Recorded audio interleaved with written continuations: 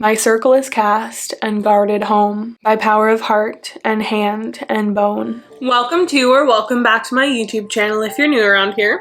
My name is Hannah Hawthorne and I'm Simply Witched. This video is about circle casting. I'll explain what a circle is, the benefits of casting one, and how I do so within my personal practice. How I cast a circle has changed a lot over time, and if you've been keeping up with me, you will know that is because my practice has become less and less Wiccan, which is where circle casting originates, at least in the way that we see it most represented today. The concept itself is much older, and there are variations of essentially the same thing found across tradition, like treading the mill or hollowing a compass in traditional witchcraft, which both heavily inspire the Wiccan version of casting a circle. What all of these methods have in common is they are ways to create sacred space before spell work. They're a separation from the mundane to the magical. As I'm moving farther and farther away from Wicca, I am taking the pieces of my practice that I used for so long, and I am evolving them in a way that fit me better now, which is something that I talked about in my video, An Honest Conversation About Wicca. Circle casting is one of these. It is seen as a pretty essential part of Wicca, and it is something that I'll probably always do, at least to some extent. And like I said, this sentiment is not exclusive to Wicca, and anyone can take the concepts that I present in this video and apply it to their practice in the way that makes the most sense to them. So without further ado, this is how I cast a circle. I don't always feel the need to circle before spell work, and it's up to you as the practitioner to decide when you feel it is necessary to, if even at all. This is not a necessary part of witchcraft, but I find it is very helpful in certain situations. I do all of my major spell work within a circle. Important divination, most spirit work, and sometimes meditation. A circle is used to raise energy and create a protective energetic barrier around the practitioner and their work. Once the circle is formed, nothing gets in, but nothing gets out, so the energy you are creating through spell work has nowhere to go. It cannot escape until you choose to release it, and therefore your workings will be stronger. Before you begin, cleanse. That way your circle is pure, free of unwanted energy. Then gather your materials. To cast the circle itself, I use 4 items, one to represent each element. In this demonstration, I am using a feather, candle, water, and a piece of petrified wood.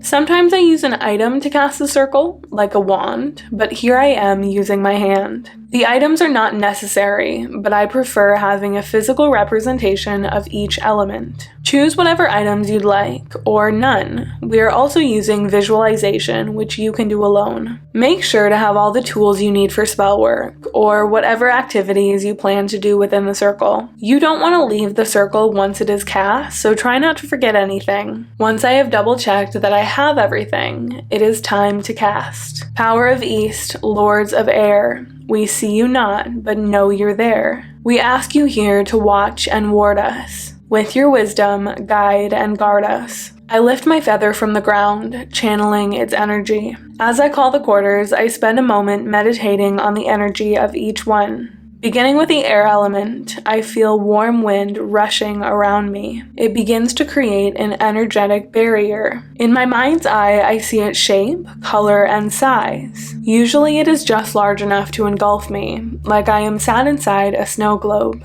Stay with the elements as long as you need, and repeat their call as many times as necessary. Power of South, fire bright, spirit of life and love and light. Flames surround me on all sides. Their warmth is blanketing me. I listen to the logs snapping and crackling in the heat. I smell the smoke and see the golden sparks rise into the night sky.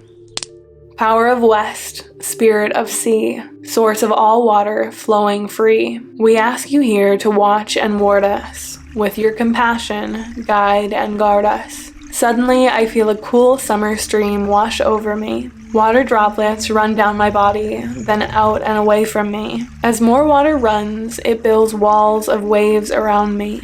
Power of North, Lady Earth, Goddess Mother who gave us birth. We ask you here to watch and ward us. In your abundance, guide and guard us. I pick up my wood. I am holding tens of thousands of years in my hand. It connects me to every person, plant, and animal that walk the land before me.